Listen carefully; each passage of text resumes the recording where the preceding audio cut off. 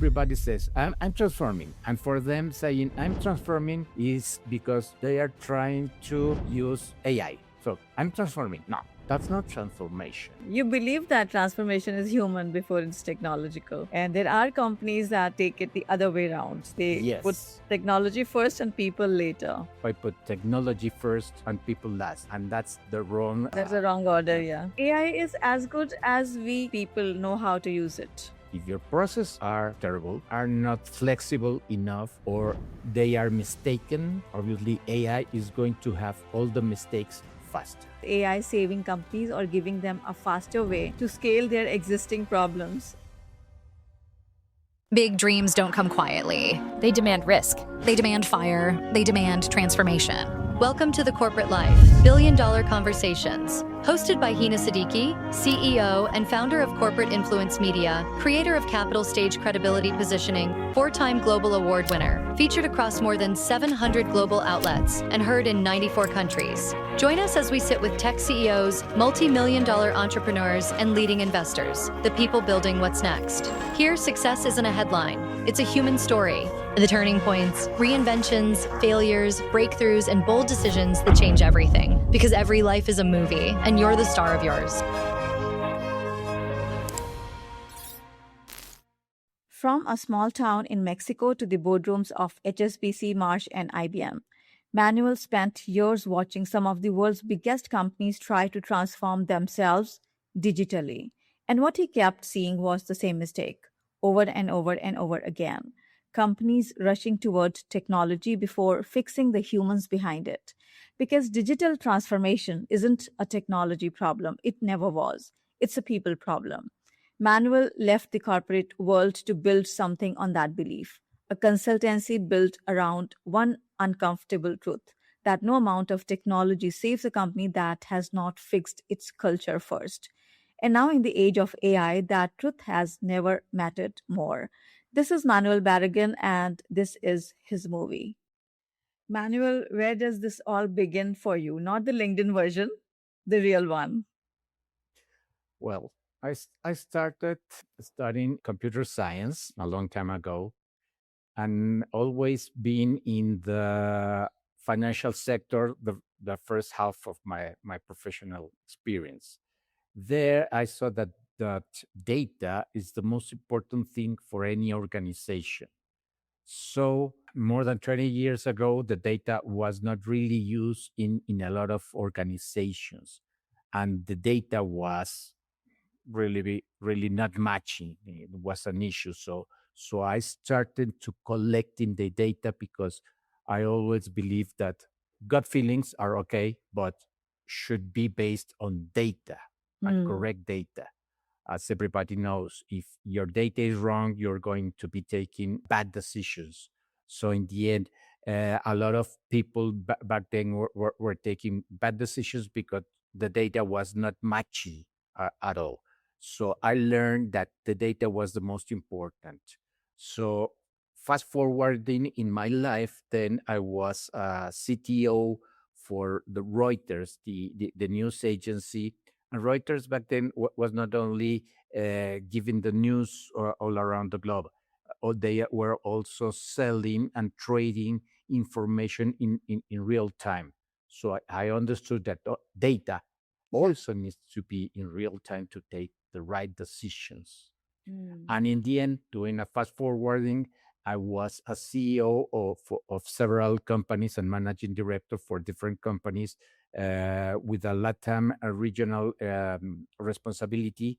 And I obviously learned that people are the most important part of this process. Yeah. So I learned it, yes, at the end, and then I changed my scope between technology and people, because first I put technology first and people last, and that's the wrong That's the wrong order, yeah.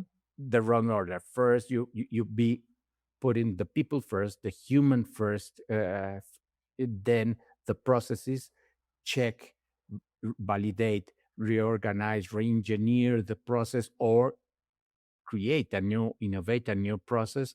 And Yeah. afterwards, the data needed for the last two, and in the end, apply the technology needed to help the humans get the job done.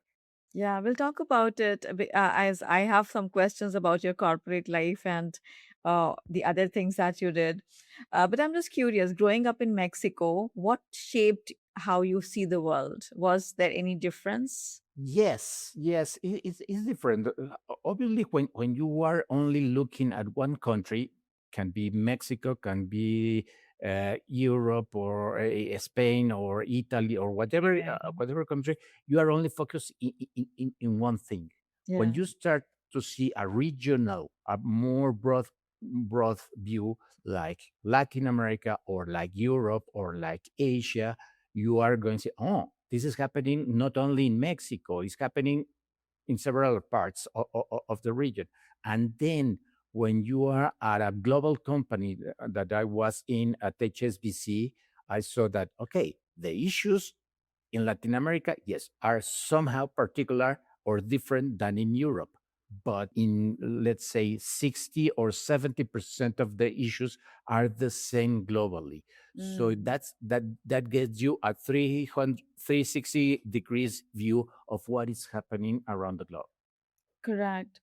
And the moment you left corporate and built your own thing, I'm just curious because I remember my own corporate days as we were talking before I hit the record Mhm. button. Is like when I left my corporate job, it was like I just wanted to have some freedom from that corporate cage, and I was excited about it, but I was fearful also. And then for the next 5 years, I did not make any money, like zero money. It's everywhere, and I talk about it very openly. The journey was not easy. So how was it for you? The same.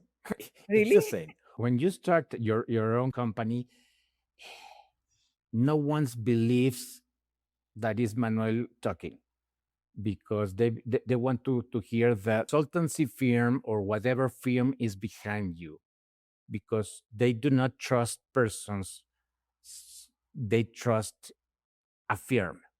And I said, okay, you have to trust the people. Please get to know the people, get to know what is inside, what is the experience, what I have been solved, and not only in the past, what I can do for you to make your future better. Yeah, right. So HSBC, MARSH, IBM, you have worked in all these companies. What do you see inside these giants of that the outside world never sees? Inside those companies, they see, they can see that you have a huge corporation, a solid corporation, and really is not. All corporations are fragile, even the biggest Mm. ones have their issues. So I know it very well from the inside. And when I talk with other corporations or SMBs, I tell them the same. Okay, don't be afraid. Don't be afraid, because even the biggest consultancy or IBM or whatever company you name has all the skills needed to fulfill your specific needs. They hire or subcontract or get some providers to, okay, I don't know how to do this or that. And there's a specialized firm doing, I don't know, cybersecurity or whatever. I take that firm, so that firm can complement me, giving you a solution to be within the company expertise that you have. Yeah. And most of the big companies say that they are transforming. Uh, I'm just wondering how many actually are. Yeah,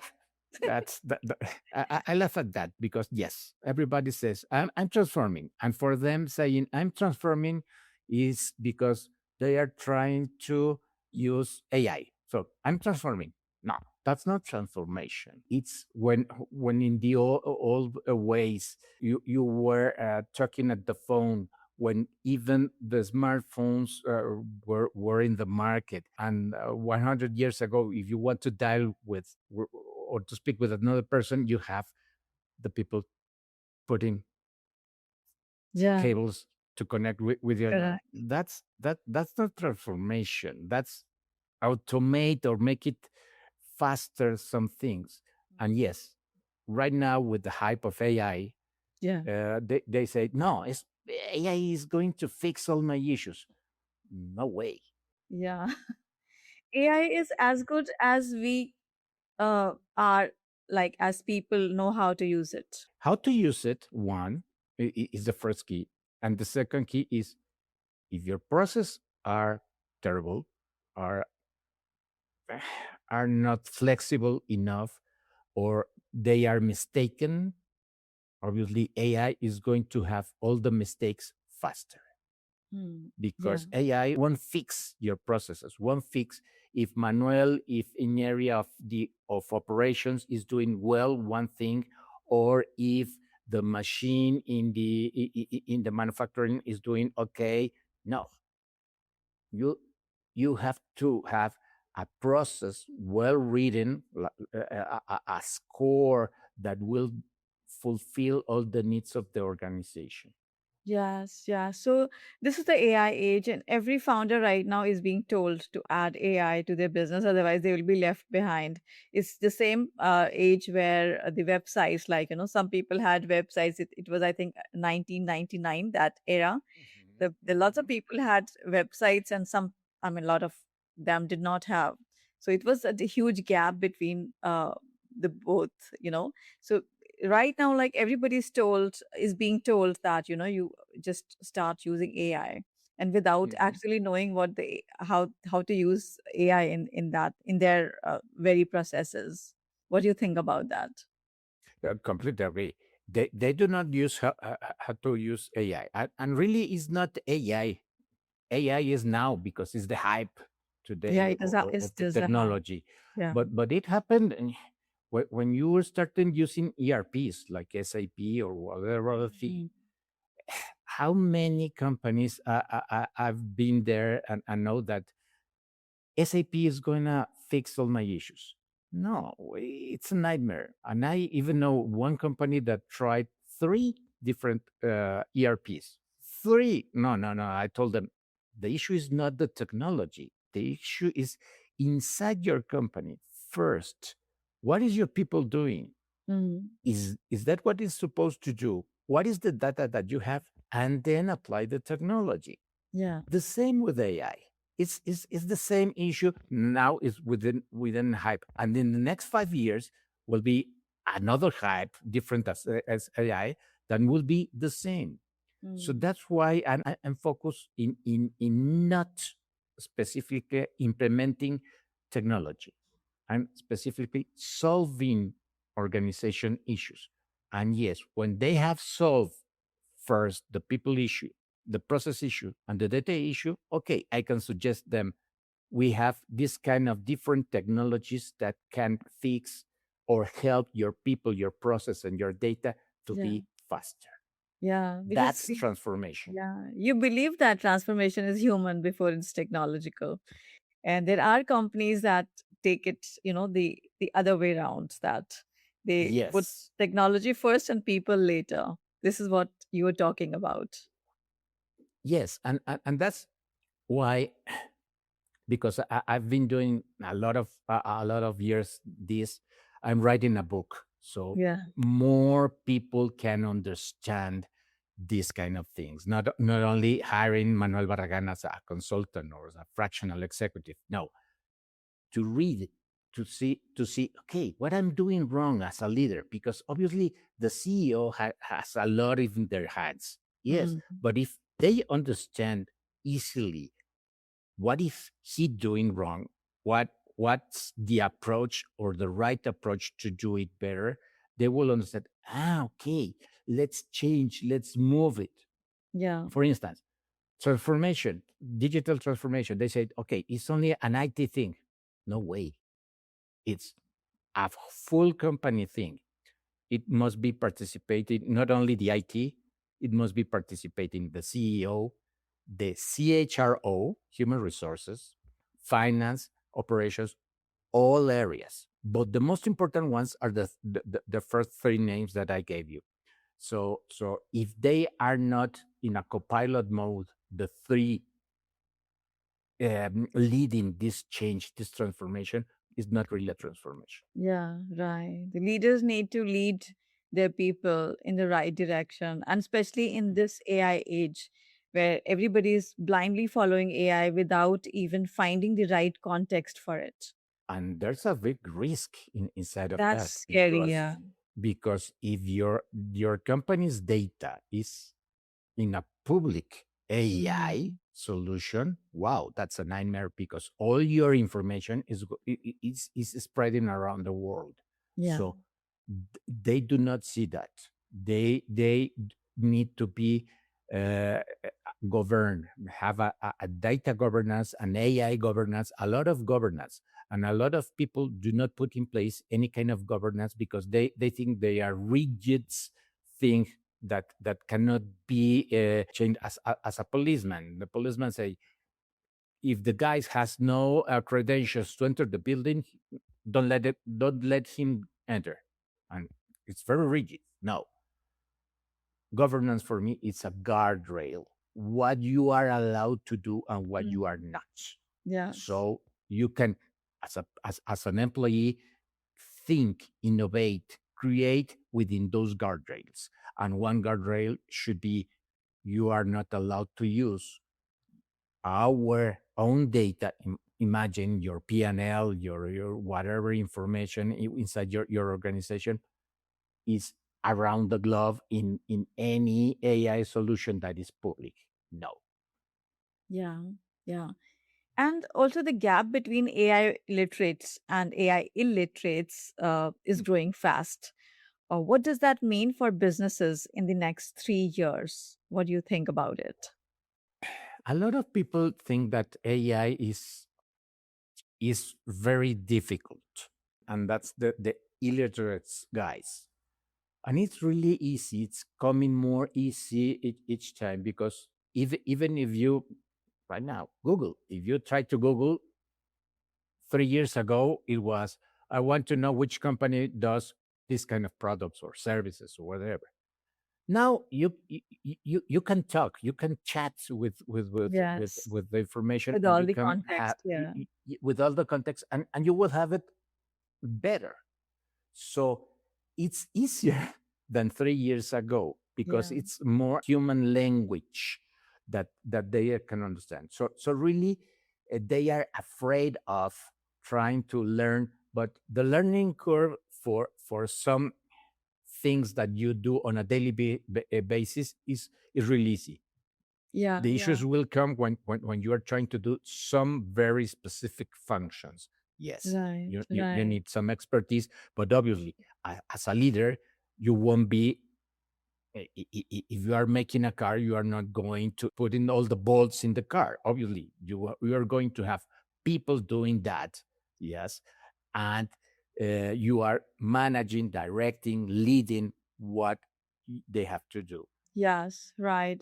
So AI is not very difficult to use. It's just that uh, you find the right space in your organization for that. Don't try to solve everything with AI, because AI is going to be the only solution for your business. It has to be the people. So when Yeah. people are more comfortable with AI, because right now what I see is that people are afraid of AI. They think that AI will take all their jobs, and so Mhm. so it's basically a right blend between people and AI, where people can use AI the best way, the optimized Yes, way. yes. Mhm. And imagine this use case. You are an expert in certain machinery, Yeah. and from the sudden you have to fix an issue.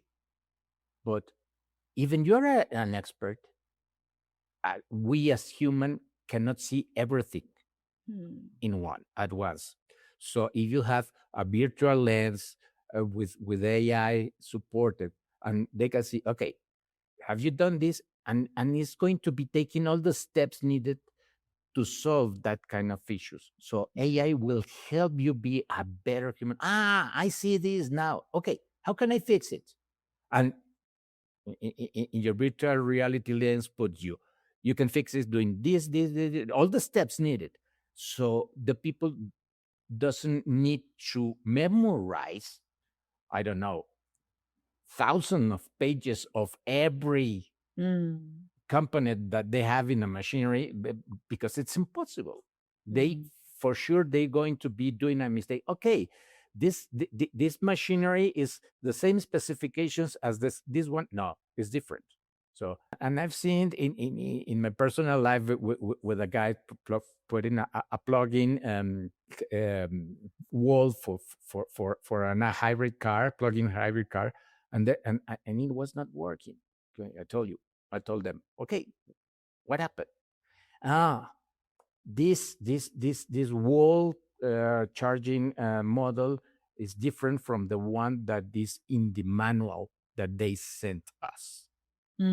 It's a so stupid thing that the switches were inverted and it didn't work. Imagine in a great manufacturing corporation happening that. That's where AI and technology can help people. Yeah, exactly. So, I mean, we see the context and we see a lot of examples everywhere. Do you think is AI saving companies or giving them a faster way to scale their existing problems? Obviously, depends on each company. The Yeah. ones that are following the right steps, for sure, the AI is helping them. But others they wanted to skip the steps, and obviously they are going to find a wall at the end of the corridor. Yeah, perfect. I love that. Get ready for the ultimate challenge, this or that. Choose fast, trust your instincts, and let's go. Manuel, just make things a little bit lighter. Just get onto a section that it's a game I play with every guest on the show. It's called This or That. I will give you two choices. You just need to pick one instinctively. Are you ready for it? Yes, of course. Okay, so the first one is corporate world or entrepreneurship, Corporate world, technology or people, which people, transforms a company more. Yeah, people, undoubtedly. Yeah. Mexico City or anywhere else in the world. anywhere else in the world, AI that replaces humans or AI that liberates them. liberates them. Human instinct or data driven decision. Data-driven decision. The AI tool that replaces your best salesperson or the salesperson who refuses to use AI. Wow. This is a difficult Neither. one. Yes, not the first one. I will go with the first one, but to refuse it, as I said, you are a salesman, but if you're in a speech, you don't have the full memory, or for the sudden you got Yeah. freeze. Okay, so the Y- y- y- salesman who refuses to use AI. No, the No, the first one. first one, the AI tool Yeah. that replaces your best salesperson. Not replaces, Hmm. helps. Hmm. Yeah. Automate the customer experience or keep it human and lose efficiency. No, automate customer experience. Yeah, interesting. So you played well. It was interesting, and this round tells a lot about the person. For example, what exactly your choices are when you are not uh, answering the open-ended question. So you played well. Good job. Thank you. Manuel, where do you see yourself in the next 3 years? Doing the same. Obviously, every day I'm learning. I do not stop learning. Each day it's a learning curve, and when it is going to be ending, when I'm gone from this world, obviously. But learning on how to get better to that sense of the human mind to change, to transform inside, change that mindset, change that chip that we have inside to do a better things for the humans. Yeah, yeah, that's lovely. We believe that every life is a movie and you are the star of yours. So of course, your life is a Mhm. movie. So, what is the title of that? The title of my movie, Navigating Digital Transformation Through the Human Lens. Wow. And would you like to say a few sentences about that? Yes, I'm seeing as the book I'm writing that the picture is any kind of digital transformation is a symphony. When you go to a symphony, everybody is in place, the concert hall, the instruments, and so on. But imagine that if the instruments, yes, you have it there, but there are no musicians. Your musicians are your employees. Obviously, there will be no concert. And really, I don't like playing AI a concert. It's the art, everything that the humans does as art, the things that obviously AI cannot do, it's only for the humans. So if that kind of performance and symphony, it's not well written, because the violins are playing one thing and the piano is playing another thing, and the conductor is looking at the sky and seeing what's happening, it's going to be a mess. So everything must be in conjunction, so the performance is okay. And right now, a lot of organizations are doing only noise. It's not Noise. music. Yeah. A noise. But I It's not, like that analogy about musicians and the musical instrument. It's just like the AI is the musical instrument, and the people are the musicians. So I mean, yes, that play it. yeah. So it would And obviously, both to play a violin, you need to be an expert. exactly. Yes, you must be very well trained. Yeah. It's the same. It's the same for Yeah, and a musical instrument is as good as the people playing it. Yep. It's the same thing, but different people will use it differently to make the best music. So it's interesting. I love that. Manuel, when like for those who would like to follow the rest of your movie, how can they do that? They can get in touch with me on LinkedIn. That's the easiest way to do it. And on my web page is dtstrategist.com. Yeah. Thank you for your time today. I really enjoyed this conversation. And by the way, we had done another show before. It was not on video though, but it was like data to dollars. We would include the link in the show notes section so people can go and watch that. I mean, listen to that as well. Thank you for your time today. Thank you very much, Ina. This is The Corporate Life. More stories, more insight, more truth. Until the next episode, stay curious. Don't forget to subscribe.